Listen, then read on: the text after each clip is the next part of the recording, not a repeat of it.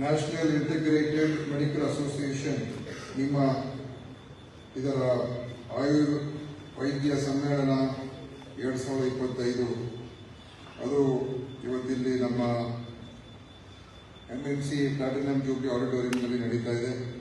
ಇವತ್ತು ಬೆಳಗ್ಗೆಯಿಂದ ತಾವು ಅನೇಕ ವಿಷಯಗಳ ಬಗ್ಗೆ ಇಲ್ಲಿ ಚರ್ಚೆ ಮಾಡಿದ್ದೀರಾ ಹಾಗೂ ಹೆಚ್ಚಿನ ಸಂಖ್ಯೆಯಲ್ಲಿ ಅನೇಕ ವೈದ್ಯರೆಲ್ಲ ಅದರಲ್ಲ ಸೇರಿದ್ದೀರಾ.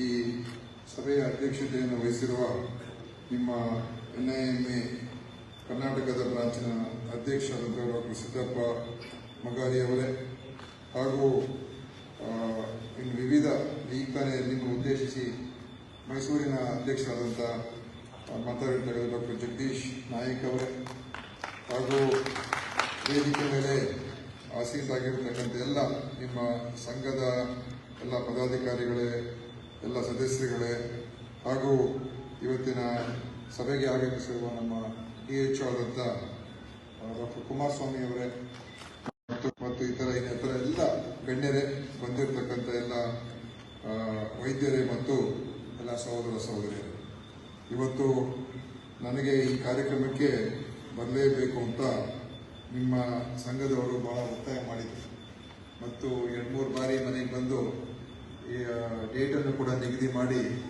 ಈ ಕಾರ್ಯಕ್ರಮವನ್ನು ಅವ್ರು ಮಾಡಿದರು. ಅದಕ್ಕೆ ನನಗೆ ಸ್ವಲ್ಪ ಒತ್ತಡ ಇತ್ತು, ಇವತ್ತು ಬರೋದಕ್ಕಾಗುತ್ತೋ ಇರುವಂತ ಅಂದ್ಕೊಂಡಿದ್ದೆ. ಆದರೆ ಮಾತು ಕೊಟ್ಟಿದ್ದೀನಿ ಅಂತ ಹೇಳಿ ಮತ್ತು ಆಯುಷ್ಗೆ ನಾವು ಸಹಕಾರ ಕೊಡಬೇಕು ಆ ದೃಷ್ಟಿಯಿಂದ ಇವತ್ತು ನಾನು ಹಲವಾರು ಬೇರೆ ಕಾರ್ಯಕ್ರಮಗಳಿದ್ದರೂ ಕೂಡ ಬಂದಿದ್ದೀನಿ ಮತ್ತು ಬಹಳ ಸಂತೋಷ ಆಗ್ತಾ ಇದೆ ನಿಮ್ಮ ಜೊತೆಯಲ್ಲಿ ಈ ಕಾರ್ಯಕ್ರಮದಲ್ಲಿ ಭಾಗವಹಿಸಿರುವಂಥ ಒಂದು ಸಂದರ್ಭ ಸಿಕ್ಕಿರುವಂಥದ್ದು. ಈಗ ತಾನೇ ನಮ್ಮ ಡಾಕ್ಟರ್ ಜಗದೀಶ್ ನಾಯಕ್ ಅವರು ಹೆಚ್ಚು ಸಮಯ ತೆಗೆದುಕೊಳ್ಳದೇನೆ ಅವರೆಲ್ಲ ವಿಷಯಗಳನ್ನು ಅವರು ಪ್ರಸ್ತಾವ ಮಾಡಕ್ಕೆ ಪ್ರಯತ್ನ ಮಾಡಿದ್ದಾರೆ ಮತ್ತು ಅವರ ಎದುರಿಸ್ತಾ ಇರತಕ್ಕಂಥ ಸಮಸ್ಯೆಗಳ ಬಗ್ಗೆ ಕೂಡ ಅವರು ಹೇಳಿದ್ದಾರೆ. ಯಾವುದೇ ಒಂದು ಕ್ಷೇತ್ರ, ಆ ಕ್ಷೇತ್ರದಲ್ಲಿ ಏನಾದರೂ ಒಂದು ಸಮಸ್ಯೆ ಇರ್ತದೆ. ಇವತ್ತು ಆಯುಷ್ಗೆ ಅವ್ರದ್ದೇ ಆದಂಥ ಸಮಸ್ಯೆ ಇರ್ತದೆ, ಅಲೋಪತಿ ಅವ್ರದ್ದೇ ಆದಂಥ ಸಮಸ್ಯೆಗಳಿರ್ತದೆ. ಎಲ್ಲ ರೀತಿಯ ಯಾವುದೇ ಕ್ಷೇತ್ರ ತಗೊಳ್ಳಿ, ಅದರಲ್ಲಿ ಏನಾದರೂ ಒಂದು ತೊಡಕುಗಳು, ತೊಂದರೆಗಳು ಮತ್ತು ಆಗಬೇಕಾಗಿರುವಂಥ ಕ್ರಮಗಳು ಅದರಲ್ಲೂ ಸರ್ಕಾರ ಮಟ್ಟದಲ್ಲಿದ್ದಾಗಂತೂ ಏನಾದರೂ ನಿಯಮಗಳು ಇದೆಲ್ಲ ಕೂಡ ಸರಿಯಾಗಿ ಹೋಗ್ತಕ್ಕಂಥದ್ದಕ್ಕೆ ಮತ್ತು ಸರಿ ಮಾಡಿಸ್ತಕ್ಕಂಥದ್ದಕ್ಕೆ ಅವಕಾಶ ಇದ್ದೇ ಇರುತ್ತೆ. ಮತ್ತು ಸರ್ಕಾರ ಮಟ್ಟದಲ್ಲಿ ಸರ್ಕಾರದಲ್ಲಿ ಕೆಲಸ ಮಾಡ್ತಾ ಇರ್ತಕ್ಕಂಥ ಯಾರು ಇರ್ತಾರೆ, ನೌಕರರು ಇರ್ಬೋದು, ಅಧಿಕಾರಿಗಳಿರ್ಬೋದು, ಅವ್ರದ್ದೇ ಖಂಡಿತವಾಗಿಯೂ ಯಾವುದೇ ಇಲಾಖೆ ತೆಗೆದುಕೊಳ್ಳಿ ಅದು ಎಲ್ಲ ಕಡೆ ಏನಾದರೂ ಒಂದು ಇದ್ದೇ ಇರ್ತದೆ. ನಮ್ಮನ್ನು ರೆಗ್ಯುಲರೈಸ್ ಮಾಡಿ, ನಮಗೆ ಪರ್ಮನೆಂಟ್ ಮಾಡಿ, ನಮಗೆ ಪ್ರಮೋಷನ್ ಕೊಡಿಸಿ, ನಮಗೆ ವೇತನ ಹೆಚ್ಚು ಮಾಡಿ ಮತ್ತು ಈ ಥರದೆಲ್ಲ ಸರ್ಕಾರ ಒಂದು ಸರ್ಕಾರಿ ಸಂಸ್ಥೆಗಳಲ್ಲಿ ಇದೆಲ್ಲ ಇರುವಂಥದ್ದೇ. ಆದ್ದರಿಂದ ಅದನ್ನು ಆದಷ್ಟು ಮಟ್ಟಿಗೆ ನಾವು ಸರಿಪಡಿಸ್ತಕ್ಕಂಥ ಒಂದು ಕ್ರಮವನ್ನು ಮಾಡೋದಕ್ಕೆ ನಾವು ಪ್ರಯತ್ನ ಮಾಡಬೇಕಾಗ್ತದೆ.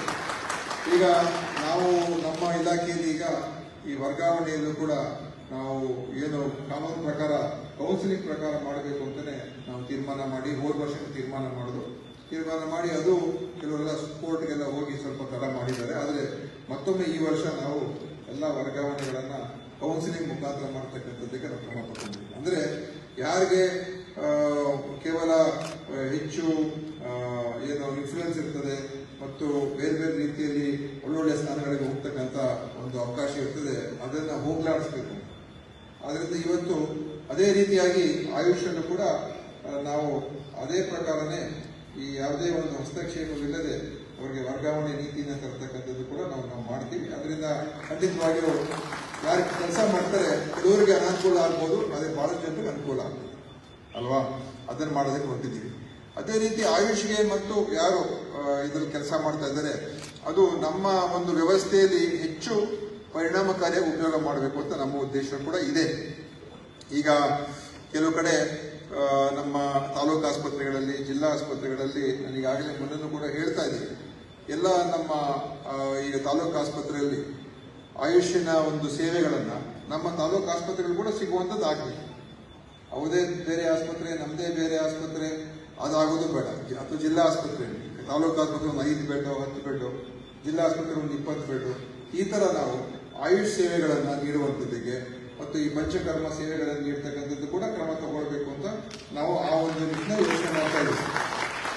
ಈ ತರ ನಾವು ಮತ್ತು ನಮ್ಮ ಪ್ರೈಮರಿ ಹೆಲ್ತ್ ಸೆಂಟರ್ಸ್ ಅಲ್ಲೂ ಕೂಡ ಅಲ್ಲಿ ಆಯುಷ್ ಡಾಕ್ಟರ್ಸ್ ನಮ್ಮ ಮೆಡಿಕಲ್ ಆಫೀಸರ್ಸ್ ಏನಿರ್ತಾರೆ ಅವ್ರ ಜೊತೆಯಲ್ಲಿ, ಯಾಕಂದ್ರೆ ಅಲ್ಲಿ ಅವರ ಸೇವೆಯನ್ನು ಉಪಯೋಗಿಸ್ಕೊಳ್ಬಹುದು ಅಂತ ಕೂಡ ನಾವು ಯೋಚನೆ ಮಾಡ್ತೇವೆ. ಈಗ ಒಬ್ಬರು ಮೆಡಿಕಲ್ ಆಫೀಸರ್ ಇದ್ರೆ ಅವ್ರ ಜೊತೆ ಇಬ್ಬರು ಆಯುಷ್ ಡಾಕ್ಟರ್ಸ್ ಇದ್ರೆ ಅದು ಆ ಪ್ರೈಮರಿ ಹೆಲ್ತ್ ಸೆಂಟರ್ ಕೂಡ ಅನುಕೂಲ ಆಗ್ತದೆ. ಸೊ ಆ ರೀತಿಯಾದಂತಹ ಯೋಚನೆಯನ್ನು ಕೂಡ ನಾವು ಈಗ ಚರ್ಚೆಯಲ್ಲಿದ್ದೀವಿ ಮತ್ತು ಒಂದು ಹಂತಕ್ಕೆ ಬಂದಿದೆ ಈ ತರ ತೀರ್ಮಾನ. ಎಲ್ಲ ಪ್ರೈಮರಿ ಹೆಲ್ತ್ ಸೆಂಟರ್ಸ್ ಅಲ್ಲ, ಇಲ್ಲಿ ಹೆಚ್ಚು ಲೋಡ್ ಇರ್ತದೆ, ಇಲ್ಲಿ ಹೆಚ್ಚು ಅಲ್ಲಿ ಜನ ಬರೋದು ಹೋಗೋದು ಇರ್ತದೆ ಅಂತ ಹೇಳಿ ಅದನ್ನ ಬ್ಲಾಕ್ ಪಬ್ಲಿಕ್ ಹೆಲ್ತ್ ಯೂನಿಟ್ ಅಂತ ಮಾಡಿ ಅಲ್ಲಿ ಒಂದಿಬ್ರು ಅಥವಾ ಒಬ್ಬರು ಮೆಡಿಕಲ್ ಆಫೀಸರ್ ಇದ್ರೆ ಅವ್ರ ಜೊತೆ ಒಂದು 2 ಅಥವಾ 3 ಜನ ಆಯುಷ್ ಡಾಕ್ಟರ್ಸ್. ಸೊ ಹೆಚ್ಚು ಸೇವೆಗಳನ್ನು ನೀಡುವಂಥದ್ದು ಅವಕಾಶ ಆಗ್ತದೆ ಮತ್ತು ಜನರಿಗೆ ಒಂದು ಸೆಂಟರ್ಗೆ ಬಂದಾಗ ಡಾಕ್ಟರ್ ಜೊತೆ ಮಾತಾಡ್ಕೊಂಡು ಹೋಗುವಂತ ಒಂದು ಫೆಸಿಲಿಟಿ ಕೂಡ ಆಗ್ತದೆ. ಆದರೆ ಖಂಡಿತ ಒಂದೇನಂತ ಹೇಳಿದ್ರೆ ಸಮಸ್ಯೆ ನಮ್ಮ ಏನು ಅಲೋಪತಿ ಡಾಕ್ಟರ್ಸ್ ಹೇಳುವಂಥದ್ದು, ಆಯುಷ್ ಅವರು ನಮ್ಮ ಔಷಧಿಗಳೆಲ್ಲ ಪ್ರಿಸ್ಕ್ರೈಬ್ ಮಾಡ್ತಾರೆ.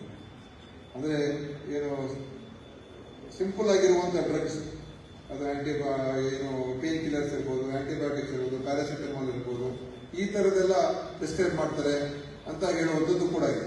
ಸೊ ಅದು ಕಾನೂನು ಪ್ರಕಾರ ಅವಕಾಶ ಇಲ್ಲ ಅಂತ ಕೂಡ ಅದು ಅವ್ರು ಹೇಳ್ತಾರೆ. ಸೊ ಈ ತರ ಒಂದು ಸಮಸ್ಯೆ ಇದೆ.